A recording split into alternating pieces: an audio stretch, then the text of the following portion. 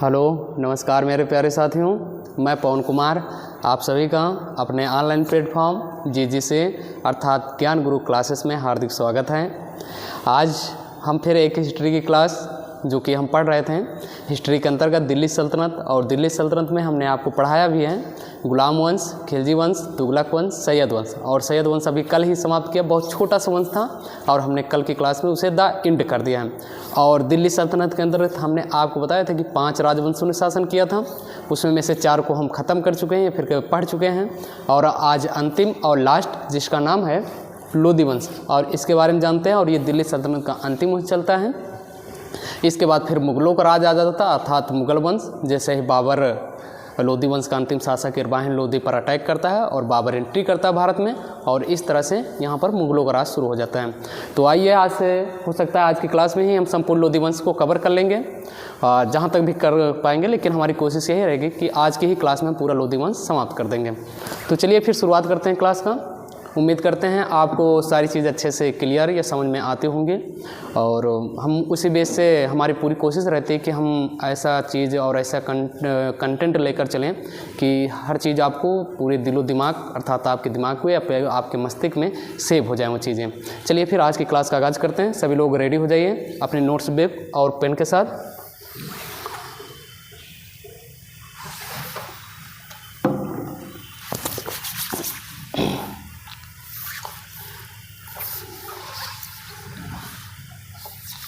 चलिए हमने पढ़ा था, कल की क्लास की बात करें, सैयद वंश, और सैयद वंश का पतन हो गया था। और सैयद वंश का अंतिम जो शासक था उसका नाम था अलाउद्दीन आलम शाह।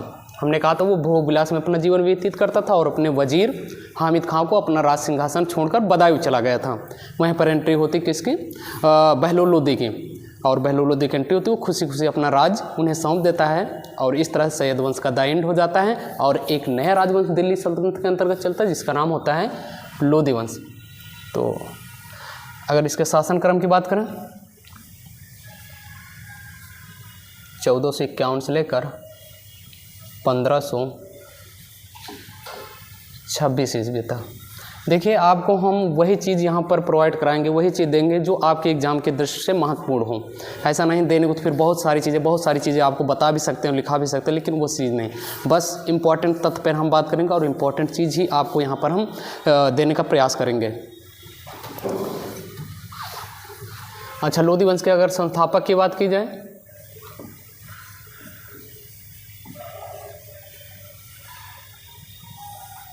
संस्थापक जो था बहलोल लोदी।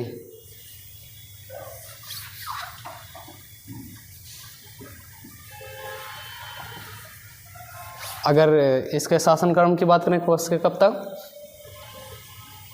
तो 51 से लेकर 89 तक ये इसका राज रहता है। फिर दिल्ली सल्तनत के अंतर्गत शासक रहता है, ठीक है, बहलोल लोदी।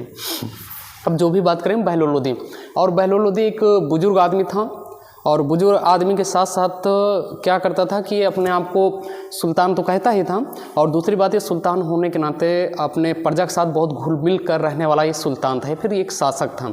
अर्थात ये अपना प्रजा के साथ ऐसा भी बताते हैं कि अपनी ये प्रजा को मकसद ए अली कहकर पुकारता था। अर्थात जो भी इसके राज दरबारी, जो भी इसके मंत्री होते थे, उन सबको किस नाम से पुकारता था, मकसद ए अली। और उनके खड़े होने पर ये स्वयं भी खड़ा हो जाता था।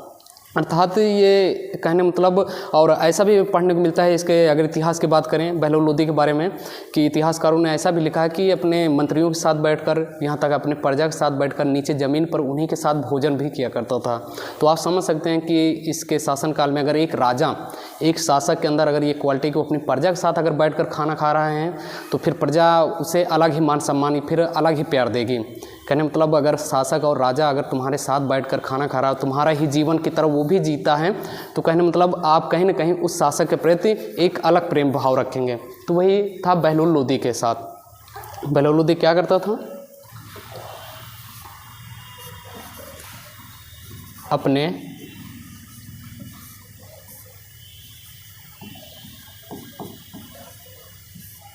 अपने मंत्री को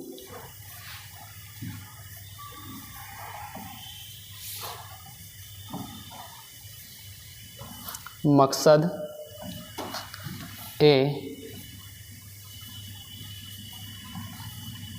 ए अली कहकर पुकारता था, अर्थात उनके खड़े होने पर ये स्वयं भी खड़ा हो जाता था दरबार में, या फिर अगर वो लोग बैठते थे नीचे ज़मीन पर तो ये भी ज़मीन में बैठता था। ऐसा नहीं करता था जैसे हमने आपको दिल्ली सल्तनत में बलबन के बताया था कि उसने अपने यहाँ पर तो सिजदा और पापोज जैसी प्रथाएं लागू कर दी थी। अगर आपको मेरे दरबार में एंट्री करना है तो सर झुका कर आना और यहाँ तक हमारे पैरों को चूमना है। लेकिन वहीं पर एक ऐसे भी शासक हुए जो अपने प्रजा के साथ ज़मीन पर बैठ कर भी खाना खाना पसंद किया। ठीक है, तो ये बात रखेंगे।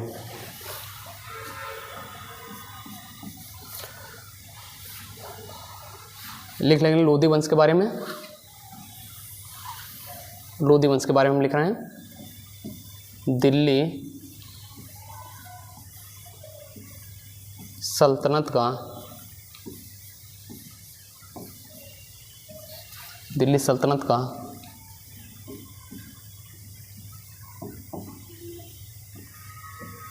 अंतिम वंश।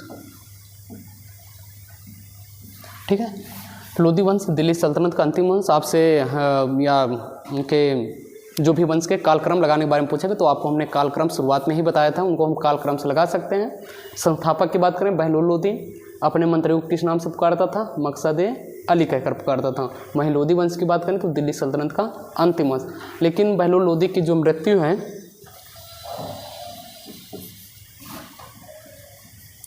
बाकी इसने कोई भी विद्रोह नहीं किया, अपने शत्रुओं से भी प्यार किया, अपने शत्रुओं को भी गले लगाए, यानी इसने विद्रोह करना या फिर अपने राज का विस्तार करना ये सारी इच्छाएं होती थी, लेकिन ये खून खराबा से बहुत दूर रहता था बहलोल लोधी।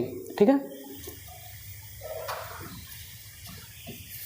इसकी जो मृत्यु होती है 1489 ईस्वी में हो जाती है। ठीक है, इस तरह से इसकी मृत्यु हो जाने पर इसके जो पुत्र थे वो चाहे निजाम खान रहे हों या फिर बारबाग शाह रहा हो, तो उन सब पुत्रों में आपस में प्रतिद्वंदी भी हो जाती है उत्तराधिकारी के लिए। लेकिन उन सब में जो इनके पुत्रों में जो विजय होता है उसका नाम होता है निजाम खां, वही बाद में सिंहासन पर बैठता है सिकंदर शाह के नाम से, ये फिर जिसे हम जानते हैं सिकंदर लोधी के नाम से। आइए देखते हैं उसके बारे में। इसके बाद जो सिंहासन पे आता है उसका नाम होता है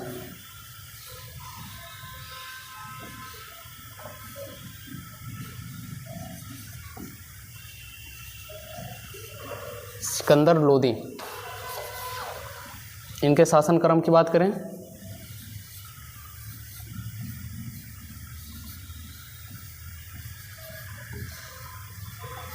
(1517 ईस्वी तक सिकंदर लोधी का यह शासन क्रम रहता है। ठीक है, वहीं लेकिन सिकंदर लोधी का अगर मूल नाम पूछा जाए,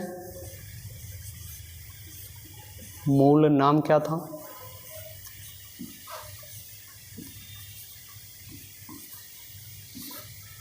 निजाम खान। और ये सिंहासन प्राप्त करने के लिए सबसे छोटा पुत्र था और सिंहासन प्राप्त करने के लिए अपने भाइयों को बंदी भी बनाया था, उन्हें जेल में भी गिरफ्तार किया था जिनका नाम था बारबाग शाह।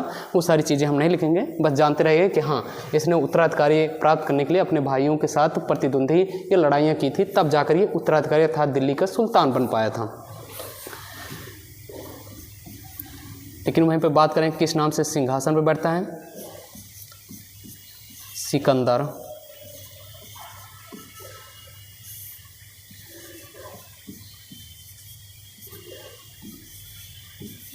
शाह के नाम से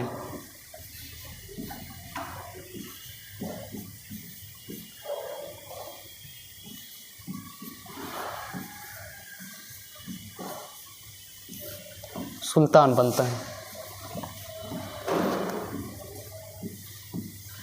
ठीक है, इतनी बात।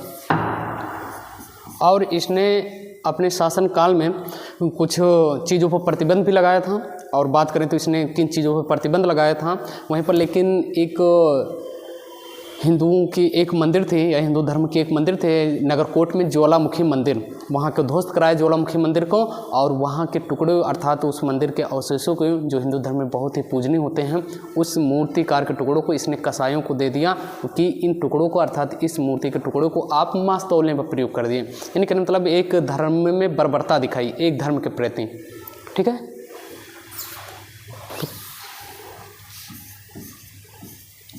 नगरकोट के ज्वालामुखी मंदिर को तोड़ा था।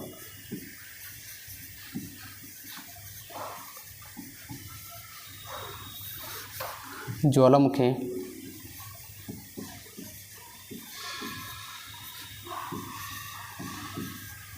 मंदिर को तोड़ा था। मंदिरों को तोड़ा और वहाँ की मूर्ति को अर्थात टुकड़े टुकड़े कर कर कसाईयों को दे दिए। जो उस टाइम होते थे मांस वास तौलने का काम करते थे, उन सबको दे दिया कि इस चीज़ का अर्थात इस मूर्ति के टुकड़ों को आप बाँट के रूप में प्रयोग करें। यानी कि मतलब एक धर्म के बारे में बहुत ही बर्बरता दिखाई इस व्यक्ति ने, सिकंदर शाह लोदी ने। वहीं पे बात करें, इसने कुछ मुस्लिम धर्म में जैसे होता है ताजिया निकलता है, तो उस पर इसने प्रतिबंध भी लगा दिए कि आप इसके शासनकाल में ताजिया नहीं निकाल सकते थे।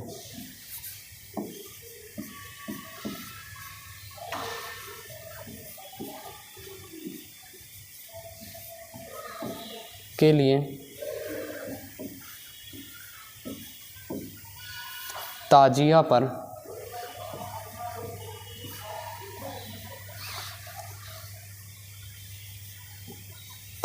प्रतिबंध।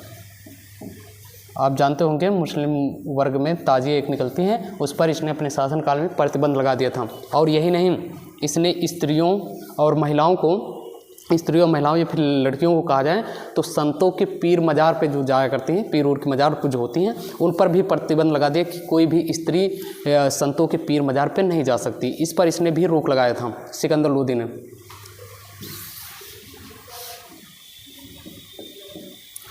लिखेंगे स्त्रियों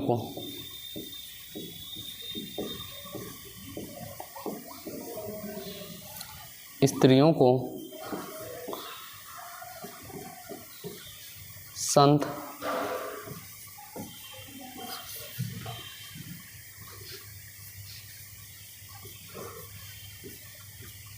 पीर मज़ार पर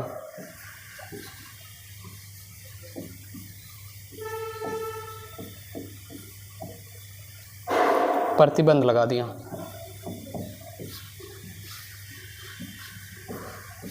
ऐसा किया था इसने, ठीक है। लेकिन वहीं तो हिंदू धर्म के मंदिरों को तोड़ा, अर्थात नगरकोट के ज्वालामुखी मंदिर को ध्वस्त किया। लेकिन ऐसा भी उल्लेख मिलता है कि ये हिंदू धर्म के जो एक परंपरा, एक त्यौहार होता है होली, जिसको नाम से होलिका दहन के नाम से, या फिर आपने होली क्यों मनाई जाती है इसके बारे में जानते होंगे। तो होली के त्यौहार पर ये भाग भी लेता था, अर्थात तो होली के जब त्यौहार होता था हिंदू धर्म में, तो उस उत्सव में ये सुल्तान अर्थात सिकंदर लोदी उसमें शामिल होता था। ये घटना भी मिलती है। तो एकमात्र पूछा जा सकता है, एक दिल्ली सल्तनत के अंतर्गत एकमात्र सुल्तान कौन था जो हिंदू वर्ग के त्यौहार अर्थात होली पर वो भाग लेता था, तो किसका नाम बताएंगे? सिकंदर लोदी। एक तरफ तो उसने मंदिरों को तोड़ा भी और एक तरफ उनके त्यौहार में भाग भी लेता था।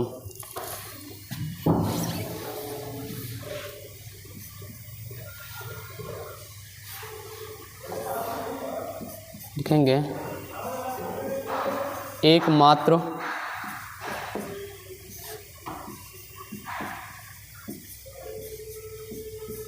सुल्तान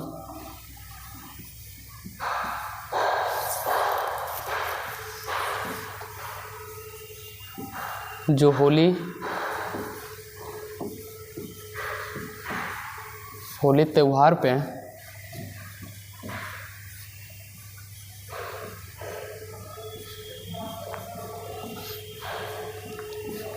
भाग लेता था, ठीक है। एकमात्र सुल्तान था तो पूरी दिल्ली सल्तनत के अंतर्गत। वहीं पर दूसरी बात इसके बारे में की जाए तो एक होता था, एक गुलरुखी नामक शीर्षक से कविता लिखता था। कौन से वो गुलरुखी, अर्थात गुलरुखी नामक शीर्षक से ये कविताएं लिखता था। ये बात बहुत पूछी जाती है परीक्षा में, लिख लेंगे गुलरुखी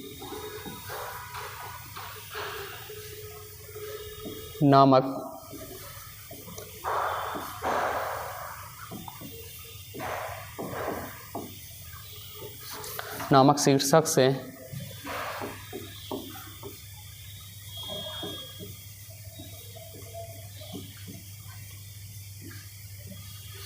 कविताएं लिखता था।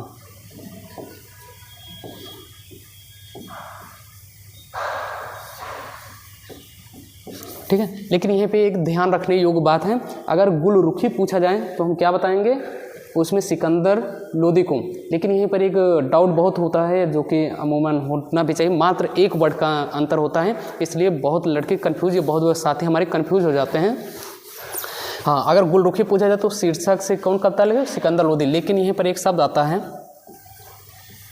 गुलमुखी।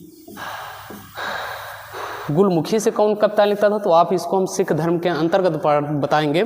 जो सिख धर्म के दूसरे गुरु थे, गुरु अंगद, वो लिखते थे गुलमुखी नामक शीर्षक से। लेकिन गुलरुखी अगर आएगा तो सिकंदर लोदी को टिक करेंगे, लेकिन मुखी आएगा तो किसे? अंगद को। कैसे ऐसे इसमें अच्छा डाउट रखने के लिए हम क्या क्लियर कर सकते हैं? देखो, गुलरुखी अर्थात रा किसके नाम में आता है? सिकंदर के नाम में रा आता है। तो ऐसे याद रखेंगे, हाँ सिकंदर के नाम में रा आता है तो गुलरुखी अर्थात इसमें भी रा आता है, तो गुलरुखी से सिकंदर लिखता था, लेकिन गुलमुखी से कौन लिखता था? गुरु अंगद। तो ये डाउट आज के बाद नहीं होना चाहिए हम, क्योंकि ये चीज़ हम आपको सिख धर्म में जब बांटेंगे तो वहाँ पे बताएंगे। गुलमुखी से गुरु अंगद जी लिखते थे, लेकिन गुलरुखी की बात करें तो कौन लिखता था? सिकंदर लोदी। तो उम्मीद करते हैं डाउट आज के बाद नहीं होगा आपसे, इसे हम फिर सिख धर्म में पढ़ेंगे भी। दूसरी बात लिखेंगे 1504 ईस्वी में 4 ईस्वी में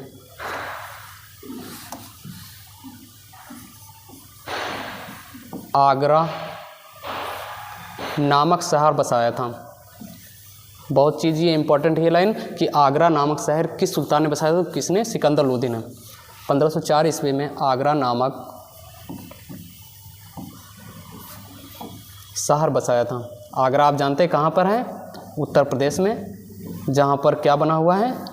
अर्थात अजूबों में से एक अजूबा है ताजमहल, वो बना हुआ है। ताजमहल की घटना हम मुग़ल काल में देखेंगे अच्छे से। लेकिन 1504 में इसने आगरा नामक शहर बसाया था। यहीं पर एक और डाउट होता है, फिर बहुत क्वेश्चन पूछा जाता है कि 1506 ईस्वी में इसने आगरा को राजधानी बनाया था। बसाया तो था 4 में, लेकिन राजधानी बसाने का कार्य कब किया? 6 में। आगरा को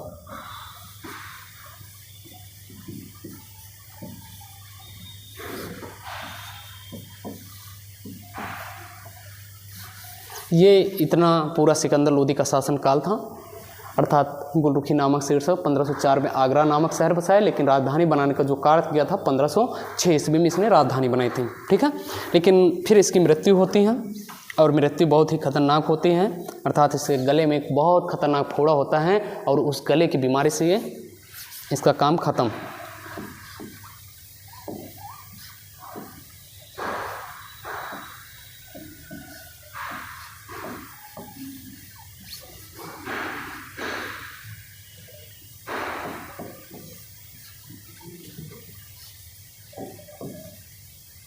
मृत्यु हो जाती कब होती है? 1517 ईस्वी में। इस तरह से ये पूरा इसका सिकंदर लोदी का शासन काल था। ठीक है, अब लोदी वंश का अंतिम या फिर लास्ट शासक के बारे में और जान लेते हैं। तीसरा जो शासक आता है इसी का पुत्र होता है, इसकी मृत्यु के बाद बनता है इब्राहिम लोदी। क्या नाम होता है उसका?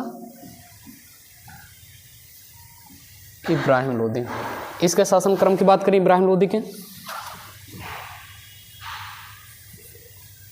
1517 तक से लेकर 26 ईस्वी तक, और यहीं से दिल्ली सल्तनत का तुम्हारा द एंड भी हो जाता 26 में। ठीक है, तो अंतिम और दिल्ली सल्तनत का अंतिम शासक भी पढ़ने जा रहे हैं। या फिर कहा जाए लोदी वंश का अंतिम शासक कौन है, तो इब्राहिम लोदी। या फिर कहा जाए दिल्ली सल्तनत का अंतिम शासक, तो यही शख्स है इब्राहिम लोदी।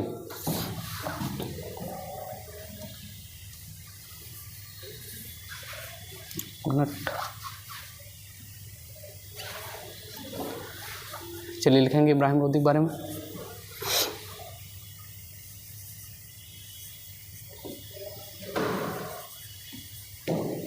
इब्राहिम लोदी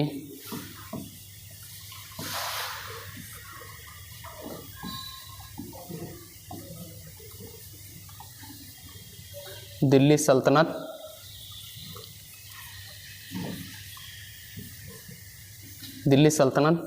या फिर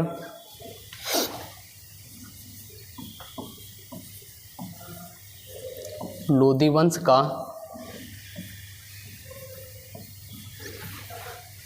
दिल्ली सल्तनत कहा जाए, लोदी वंश का अंतिम शासक था।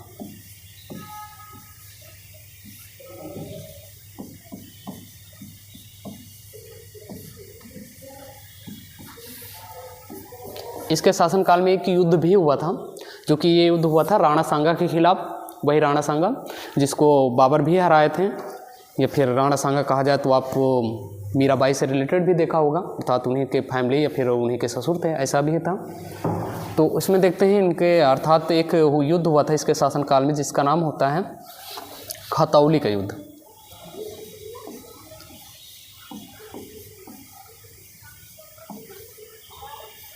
खतौली का युद्ध। अगर खतौली के युद्ध की बात करें, किनके बीच हुआ था?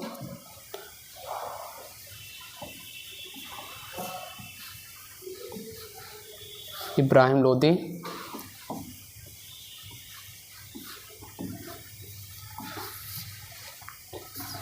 और राणा सांगा के बीच। लेकिन इसमें विजय किसकी होती है? राणा सांगा की ही विजय होती है खतौली के युद्ध में। ठीक है, खतौली का युद्ध याद रखेंगे। और हाँ, इसके शासन क्रम की कब हुआ था?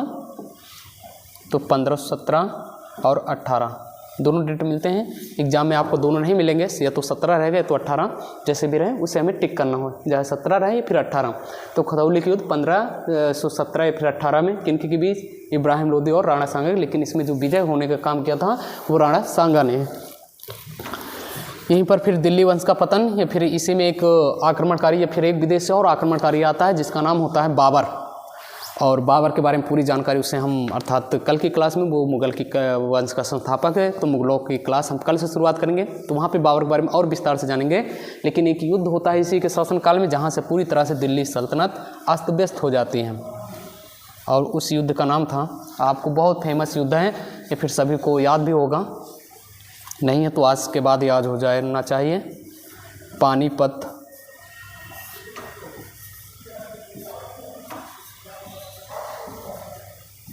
पानीपत का प्रथम युद्ध। देखिए, पानीपत के 3 युद्ध लड़े गए हैं। 2 युद्ध तो हम यहाँ, एक युद्ध तो यहाँ पे देखने को मिल जाएगा दिल्ली सल्तनत के अंतर्गत, और एक युद्ध मिलेगा हमें अकबर के शासनकाल में जाकर 1556 में लड़ा गया था। और तीसरा युद्ध मिलेगा हमें अंग्रेजों के शासनकाल में, फिर मराठाओं के शासनकाल में जाकर 1761 ईस्वी में। तो इस तरह से पानीपत के कितने युद्ध हुए हैं? 3। ये प्रथम है, फिर द्वितीय अगर अकबर के शासनकाल में देखेंगे, फिर उससे आगे 1761 में हम तीसरा देखेंगे। अगर इसके बात करें तो इसे डेट सहित लिखना है, क्योंकि आजकल ये बहुत फेमस युद्ध हैं, तो अब इनका सन पे फोकस ना करके एग्जामिनर सीधा डेट पर फोकस करता है। तो इसलिए 21 अप्रैल 1526 ईस्वी में। अगर बात करें किनके बीच, बाबर वर्सेज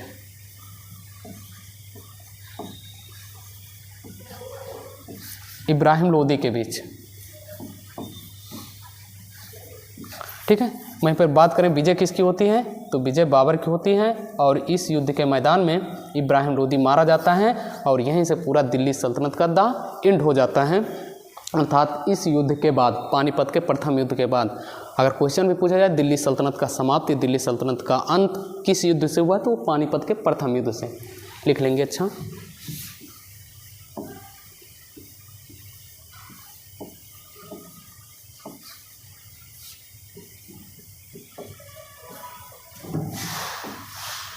दिल्ली सल्तनत का अंत। ठीक है, और ये फिर लोदी वंश का अंत। तो इस तरह से 21 अप्रैल 1526 में पानीपत का प्रथम युद्ध, बाबर और इब्राहिम लोदी, बाबर की विजय होती है। बाबर ये कौन था, ये हम कल जानेंगे, बाबर की क्लास में जब पढ़ेंगे। तो यहीं से मुगलों का राज शुरू हो जाता है और दिल्ली सल्तनत का दा एंड हो जाता है इस युद्ध के बाद। और फिर मुग़ल चलेंगे। अब मुग़ल के बाद फिर मुग़लों के काल में ही अंग्रेज़ आना शुरू हो जाएंगे। अंग्रेज़ों का फिर शासन क्रम अर्थात जैसे ही मुग़लों का राज खत्म होगा, औरंगज़ेब के बाद जो भी अयोग्य शासकों के द्वारा जैसे ही खत्म होगा औरंगज़ेब के बाद, फिर अंग्रेज़ों का राज शुरू हो जाएगा। फिर अंग्रेज़ का शासन अर्थात हमारे भारत में कई वर्षों तक था, लगभग 300 वर्षों तक। फिर उसके बाद हमें जाकर तब फिर कहीं आज़ादी मिलती है, फिर हम एक आज़ाद भारत में आते हैं। तो आप समझ सकते हैं यहाँ इतना पुराना इतिहास, किन किन शासनों ने शासन किया। अर्थात हमने आप दिल्ली वंश ख़त्म किया, अब कल से चलेंगे मुग़लों पे। मुग़ल में हम पढ़ेंगे बाबर, शाहजहाँ, फिर यानी जो भी हैं उनके शासनकाल हम बताते रहेंगे वो चीज़ें तुम्हें। आइए आज का रिवीजन करते हैं। आज की क्लास लोधी वंश तक ही रखते हैं, क्योंकि जो मुग़लों की शुरुआत है वो हम कल की क्लास से करेंगे। क्योंकि हमारे कहने का मतलब आप कम पढ़ो लेकिन अच्छा पढ़ो, जो भी पढ़ो वो सारी चीज़ें आपके मस्तिष्क में और आपके दिमाग में सेव हो जानी चाहिए। हाँ, जैसे आज हमने पढ़ा था लोधी वंश 1451 से 1526, इसका शासन क्रम देखा। संस्थापक की बात करें बहलोल लोधी 51 से लेकर 89 ईस्वी तक। अपने मंत्री को किस नाम से पुकारता था? मकसद अली कहकर। और दिल्ली सल्तनत का ये अंतिम वंश था, कौन सा? लोधी वंश। और इसकी मृत्यु कैसे हुई? 1489 ईस्वी में। यहीं पर एक बात और लिख लेना, छूट गया था। इसने अपने शासन में बहलोल लोधी ने क्या किया था? बहलोल यानी अर्थात अपने नाम के ही सिक्के चलवाते हैं। बहलोल नामक सिक्के का प्रचलन था।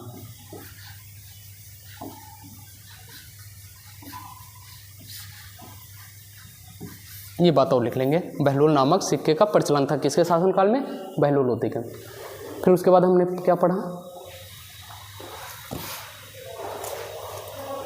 हाँ, उसके बाद हमने देखा सिकंदर लोधी अर्थात दिल्ली सल्तनत का दूसरा शासक 1489 से लेकर 1517 ईस्वी तक।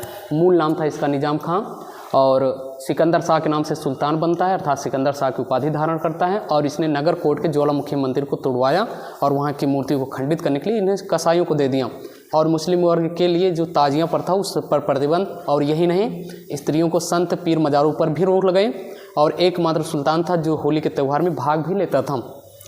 और इसने, ये बहुत इम्पोर्टेंट है, गुलरुखी नामक शीर्षक से कविता लिखता था। वहीं मुखी की बात करें तो गुरु अंगद जी थे। और 1504 ईस्वी में इसने आगरा नामक शहर बसाया, लेकिन उसे राजधानी बनाने का कार्य कब किया? 1506 ईस्वी में। और इसके गले में फोड़े हो जाने से इसकी मृत्यु हो जाती है। और इब्राहिम लोधी फिर अंतिम शासक आता है। इब्राहिम लोधी दिल्ली सल्तनत या लोधी वंश का अंतिम शासक था। इसमें एक खतौली का युद्ध होता है 1517 या फिर 18 कहा जाए। इब्राहिम लोधी वर्सेज राणा सांगक बीच, जिसमें विजय राणा सांगक होती हैं। और दिल्ली सल्तनत का पूरा अंत होता है पानीपत का प्रथम युद्ध, जो लड़ा गया था 21 अप्रैल 1526। यहीं पर हम आपको बताएंगे कल की क्लास में बाबर द्वारा लड़े गए 4 प्रमुख, लड़े तो 7 या 8 गए थे, 7 या फिर 8 लड़े गए थे युद्ध, लेकिन उसमें से 4 क्रमवार तरीके से अर्थात हर साल के अंतराल पे, और वो प्रमुख युद्ध होते हैं। वो चीज़ हम तुम्हें कल की क्लास में बताएंगे। और दिल्ली सल्तनत का अंत हो जाता है इसी युद्ध से, और इसमें बाबर विजय होता है। बाबर कौन था इसके बारे में हम कल जानेंगे। तो आज से हमारी दिल्ली सल्तनत द एंड, आप लिख भी सकते हैं दिल्ली सल्तनत समाप्त हो चुका है। यहाँ से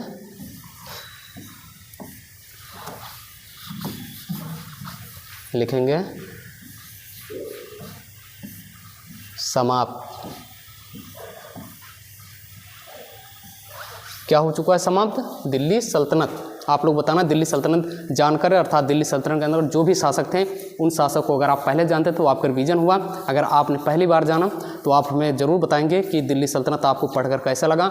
और कल से हम एक नया शुरू करने जा रहे हैं मुग़लों, अर्थात मुग़लों के बारे में, मुग़ल राजवंश, जिसमें बाबर, फिर उसके बाद हुमायूं, फिर उसके बाद हुमायूं के बाद आते हैं अर्थात अकबर, फिर इसी तरह जहांगीर, फिर शाहजहाँ, अर्थात इसी तरह जो भी क्रम है वो सारी चीज़ें हम आपको बताएंगे, उनका फिर शासन क्रम देखेंगे। तो यहीं से दिल्ली सल्तनत का दायन।